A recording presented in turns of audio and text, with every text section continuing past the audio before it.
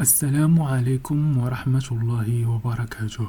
المنتخب الجزائري ضد منتخب السودان. موعد المقابلة، التوقيت والقنوات الناقلة. يواجه المنتخب الجزائري منتخب السودان برسم الجولة الأولى من دور مجموعات بطولة كأس العرب، ويعتبر المنتخب الجزائري بطل النسخة الماضية بعد تغلبه على منتخب تونس في النهائي.